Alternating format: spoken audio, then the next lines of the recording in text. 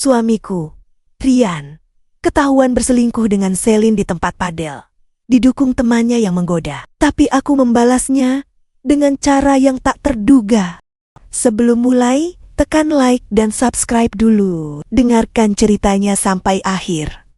Lalu tulis kotamu di komentar. Biar aku tahu sejauh mana kisah ini sudah sampai. Aku duduk di ruang keluarga yang sepi, hanya ditemani suara alat pengharum ruangan otomatis. Lampu kristal di langit-langit berkilau indah, tapi tak membuatku merasa hangat. Tanganku mengayun pelan ayunan bayi tempat Alessia tidur dengan tenang. Belakangan ini, Rian sering pulang larut malam. Katanya latihan padel. Dulu ia selalu memberi kabar dengan kata-kata manis. Sekarang pesannya dingin dan singkat. Aku tak masalah menjadi penopang finansial keluarga. Yang membuatku sesak adalah merasa ditinggalkan secara emosional. Bukan marah yang kurasakan, hanya sunyi. Jam menunjukkan pukul 11 lewat. Rian belum juga pulang. Aku menatap pintu utama seolah berharap ia masuk sambil tersenyum seperti dulu. Tapi yang kulihat hanya pantulan diriku sendiri di kaca. Aku tidak ingin langsung menuduh.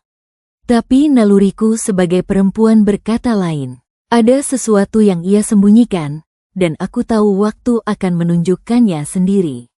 Aku melirik Alessia yang masih tidur pulas.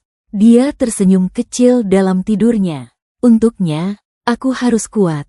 Aku boleh rapuh sebagai istri, tapi tidak sebagai ibu. Malam itu, aku tidak lagi menunggu. Aku hanya mengamati. Kadang, diam adalah cara terbaik untuk melihat segala sesuatu lebih jelas. Keesokan paginya, Rian pulang saat matahari sudah tinggi. Ia berjalan santai seolah tidak ada yang salah. Maaf ketiduran di tempat fajar, katanya sambil melepas sepatu.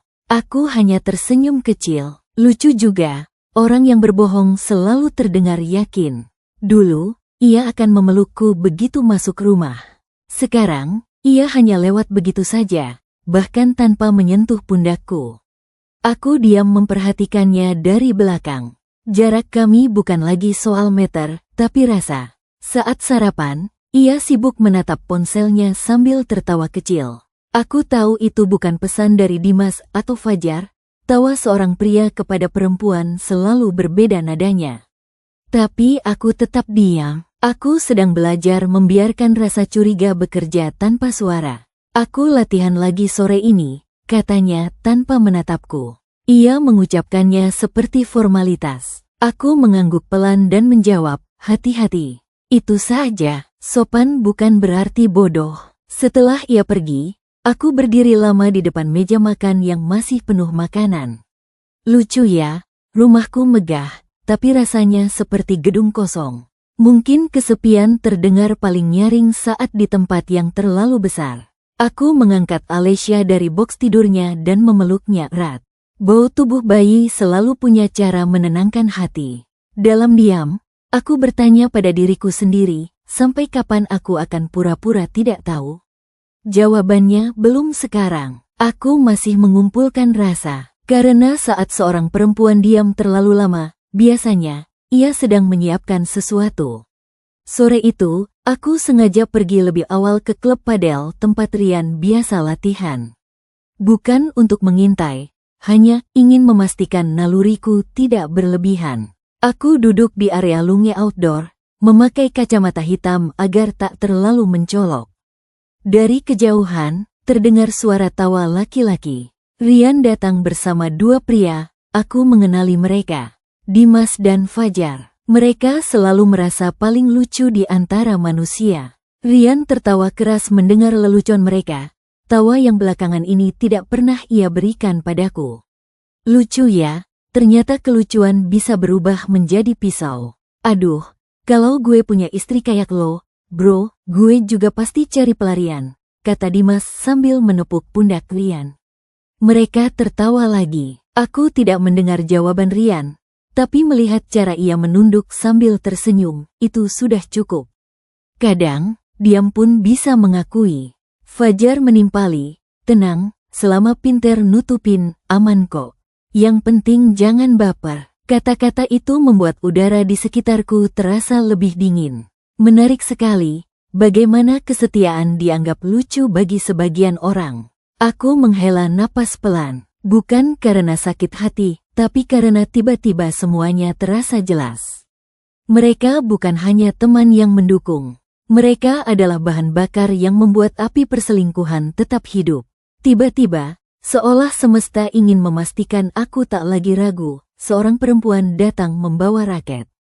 Rambutnya diikat kuda, pakaian olahraganya ketat dan terang. Ia menyapa Rian lebih hangat dari sekadar teman. Dan Rian membalasnya. Aku tidak merasa marah, aku hanya merasa selesai. Terkadang, kebenaran tidak perlu kau cari. Ia akan datang sendiri, berjalan santai di depanmu. Malam itu, aku tidak menangis. Aku hanya duduk di meja rias, memandangi pantulan wajahku sendiri. Aneh, aku masih terlihat sempurna, bedak tidak luntur, maskara tidak belepotan. Ternyata, luka batin yang paling dalam tidak selalu terlihat dari mata. Aku tidak ingin bertanya pada Rian. Aku tidak ingin mendengarnya berbohong lagi. Ada kalanya pertanyaan bukan untuk dijawab, tapi untuk disimpan sebagai bahan bakar. Dan malam itu, untuk pertama kalinya, aku mulai menyimpan. Aku membuka laptop dan mulai menulis sesuatu. Bukan surat cinta, bukan pula pengakuan duka. Aku menulis daftar, sederhana saja, hal-hal yang selama ini kulakukan untuknya, dan hal-hal yang sudah tidak ia lakukan untukku. Menuliskannya membuatku sadar, aku tidak kehilangan suami. Aku hanya kehilangan seseorang yang dulu pernah mencintaiku. Aku tidak mau membalas dengan amarah. Amarah hanya membuatnya merasa penting. Aku ingin membalas dengan cara yang paling menyakitkan, membuatnya sadar kehilangan tanpa sempat menyentuhku lagi. Mulai besok, aku tidak akan lagi bertanya dia di mana. Aku tidak akan lagi menyiapkan sarapannya. Aku tidak akan lagi menunggu pintu. Aku akan tetap ada secara fisik, tapi tidak lagi hadir secara hati. Diam-diam, aku akan menarik diriku pelan-pelan. Karena kadang, cara paling halus untuk pergi adalah dengan berhenti hadir. Pagi itu, seperti biasa, Rian turun dari kamar dengan rambut masih acak-acakan. Biasanya aku akan menyapanya lebih dulu. Tapi kali ini, aku hanya duduk diam di meja makan sambil menikmati roti dan teh tanpa menoleh. Sayang, nggak bikin kopi? Tanyanya pelan, terdengar setengah bercanda. Aku menoleh sebentar, tersenyum tipis, lalu berkata, "Oh, maaf. Kupikir kamu bisa buat sendiri." Nada suaraku ringan, tapi tidak menawarkan kehangatan. Entah bagaimana, jawaban sesederhana itu membuatnya diam cukup lama. Ia akhirnya membuat kopinya sendiri dengan gerakan kikuk, seolah dapur rumah ini bukan miliknya. Aku mengalihkan pandangan, pura-pura membaca sesuatu di ponsel. "Malam ini kamu free? Makan di luar, yuk," ajaknya kemudian. Biasanya aku akan langsung mengiyakan. Tapi kali ini, aku menatapnya sebentar dan menjawab ramah, "Nanti kulihat jadwalku ya." Sopan, netral, tapi bukan jawaban seorang istri. Rian mencoba tersenyum, tapi aku tahu senyum itu dipaksakan.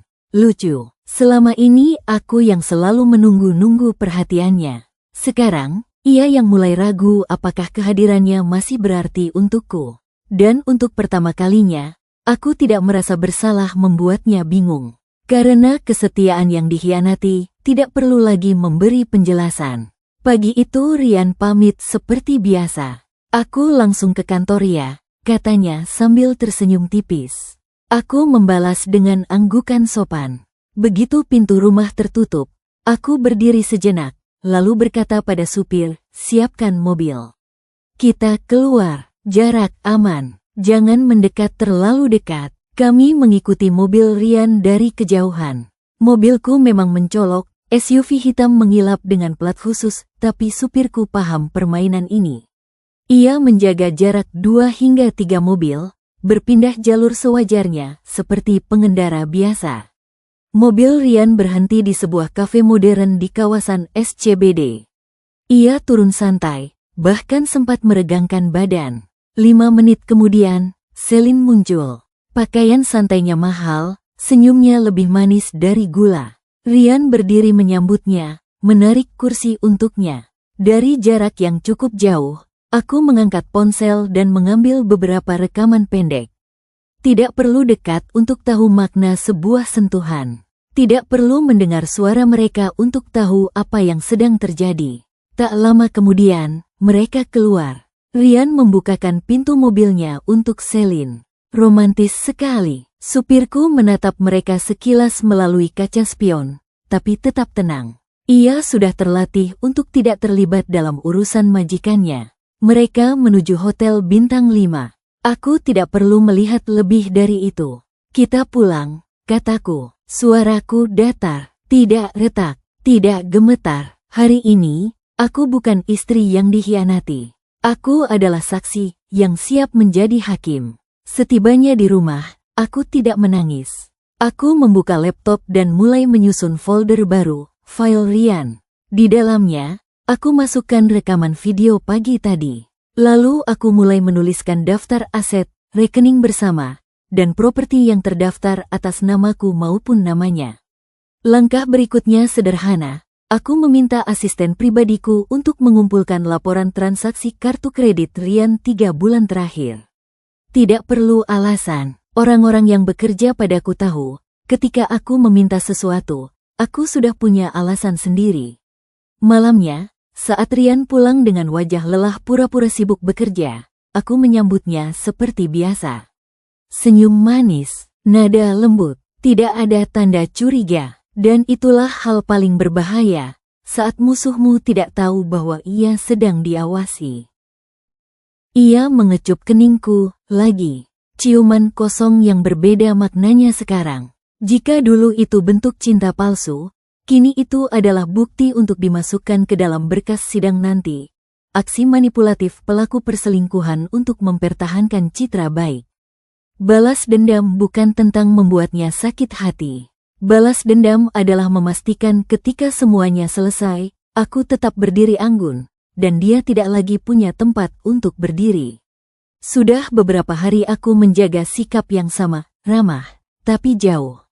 Rian mulai sering menatapku lama-lama, seolah ingin mengatakan sesuatu tapi takut memancing pertengkaran. Sayangnya, ketakutannya bukan karena rasa bersalah, melainkan karena ia merasa kehilangan kendali. Suatu sore, aku melihatnya di teras sambil telepon.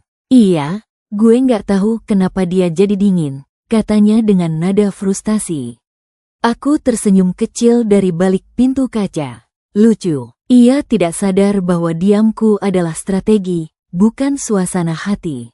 Keesokan harinya, aku sengaja lewat dekat pintu ruang kerja Rian. Dari dalam terdengar suara tawa Dimas dan Fajar. Bro, jangan-jangan istri lo udah curiga, kata Fajar setengah bercanda. Rian menjawab gugup, nggak mungkin. Dia terlalu polos. Tapi percakapan itu mati seketika ketika mereka menyadari aku masuk membawa minuman.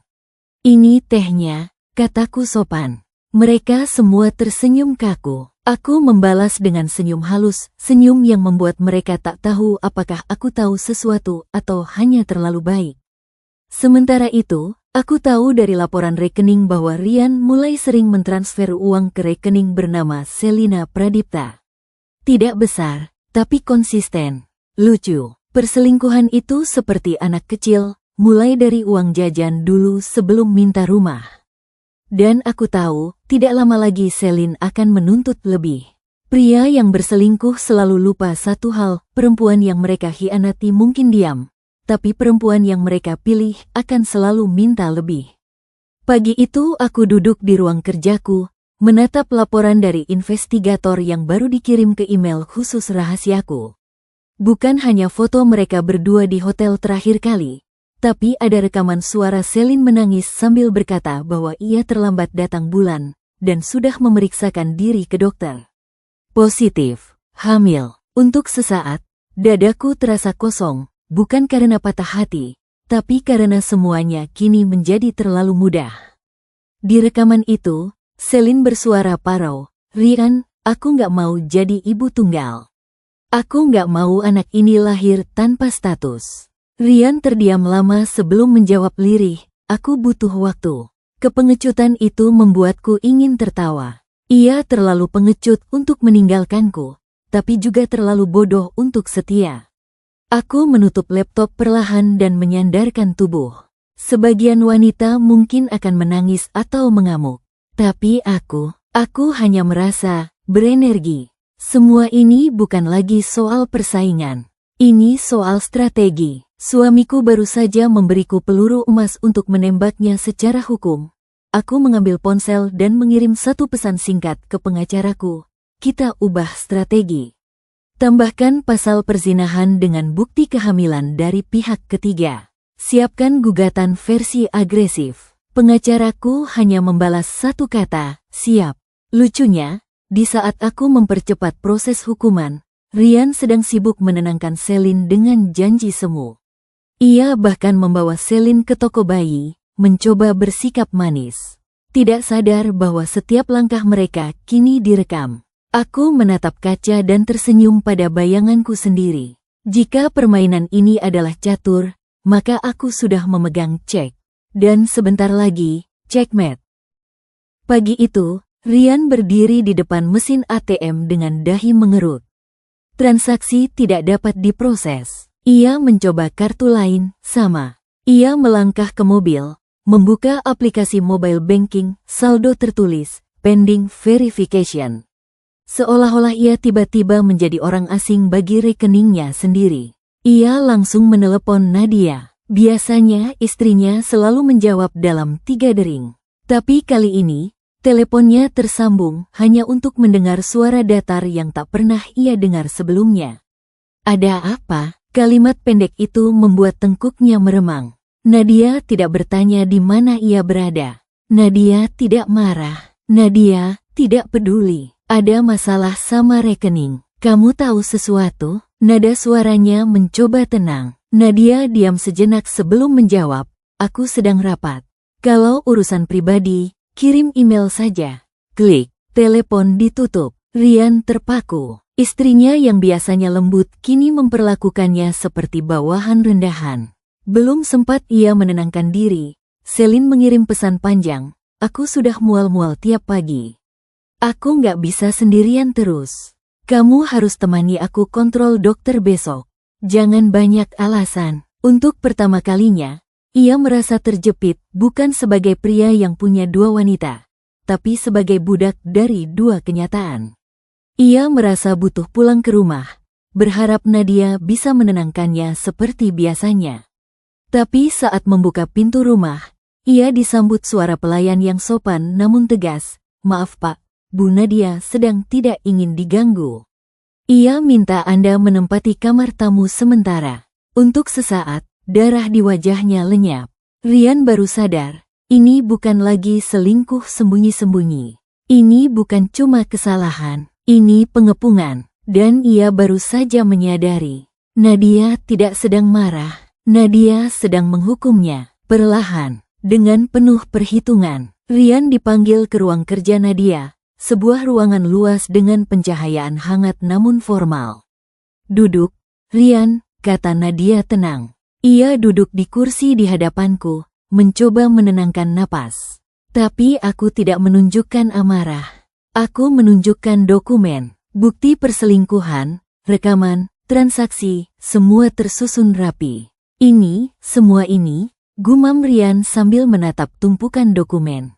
Suaranya serak, gemetar. Aku hanya tersenyum tipis, sopan, tapi dingin. Ya, semua langkahmu tercatat, setiap gerakanmu. Aku menyerahkan satu file lagi, laporan rekening bersama yang dibekukan sementara. Mulai hari ini, aksesmu ke rekening bersama dibatasi. Semua aset yang sebelumnya kamu anggap milikmu, sedang kami amankan secara hukum. Kemudian aku menatapnya dengan tenang. Dan aku sudah diberitahu tentang kehamilan Selin. Jangan khawatir, semua itu tercatat. Semua akan menjadi bagian dari proses hukum. Nada suaraku lembut, sopan, tapi menusuk lebih dalam dari amarah. Rian berusaha berbicara, membela diri, tapi kata-katanya tercekat. Tidak ada cara untuk menyangkal fakta. Semua bukti tersusun rapi, tidak bisa diubah, tidak bisa dihapus. Untuk pertama kalinya, ia merasa benar-benar kalah. Aku menutup folder terakhir, lalu menatap Rian dengan senyum tipis. Ini bukan soal marah atau dendam, kataku lembut. Ini soal keadilan. Dan Rian, hari ini, keadilan akhirnya menemuimu. Pagi itu, rumah terasa tenang. Rian tidak lagi berani keluar dari kamar tamu. Semua rekeningnya dibekukan sementara, aset penting sudah dikunci. Aku menatap kopi hangat di meja, perlahan menyeruputnya dan merasa puas. Tidak ada teriakan, tidak ada amarah. Hanya kemenangan yang sunyi dan elegan. Selin menghubungi Rian lagi. Suaranya panik. Kamu harus bertanggung jawab, katanya. Rian terdiam, tak tahu harus bagaimana.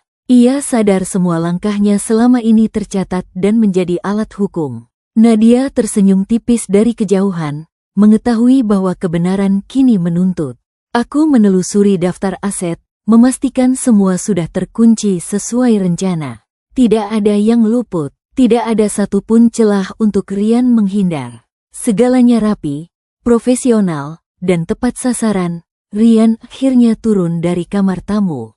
Langkahnya lambat, wajahnya pucat. Ia menatap Nadia, mencari ampun, mencari alasan. Tapi yang ia temui hanya tatapan dingin yang tak akan pernah memaafkan kelalaian dan pengkhianatannya. Selin mulai mundur, sadar bahwa Rian kini tidak punya kekuatan untuk memenuhi tuntutannya. Kehamilannya tetap harus diurus secara hukum, tapi ia tahu ia tidak bisa memaksa Rian di hadapan Nadia.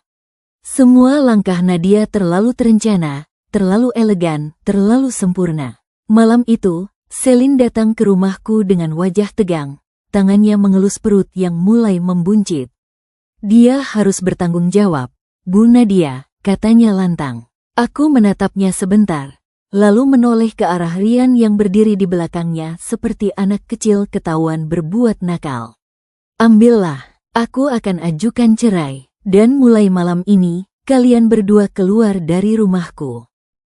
Setelah pintu tertutup di belakang mereka, rumah terasa hening. Anehnya, untuk pertama kalinya aku tidak merasa kesepian. Sunyi itu berubah menjadi teman, bukan lagi musuh. Aku melangkah ke kamar Alessia. Bayiku tidur pulas, napasnya teratur, bibirnya melengkung kecil seolah bermimpi indah. Aku menyentuh pipinya, dan seluruh bebanku luruh seketika. Besok, dunia mungkin akan heboh dengan berita perceraianku. Media akan menulis banyak hal, orang akan berbisik-bisik. Tapi aku tidak peduli. Aku sudah berdiri di atas kebenaran, dan kebenaran tidak pernah butuh penjelasan panjang. Aku tahu Rian akan menyesal. Ia kehilangan segalanya dalam satu langkah. Tapi penyesalannya bukan urusanku. Tugas hidupku kini hanya satu, membesarkan Alessia dengan cinta, bukan dengan kepalsuan. Aku tidak pernah menangis malam itu. Aku hanya tersenyum pada diriku sendiri di cermin. Seorang perempuan bisa jatuh berkali-kali, tapi jika ia bangkit dengan elegan, itu bukan sekadar kemenangan. Itu adalah kebebasan, dan di dalam kebebasan itu, aku merasa benar-benar hidup. Tanpa Rian. Tanpa Selin, hanya aku dan Alessia, dua jiwa yang saling melindungi. Itu lebih dari cukup.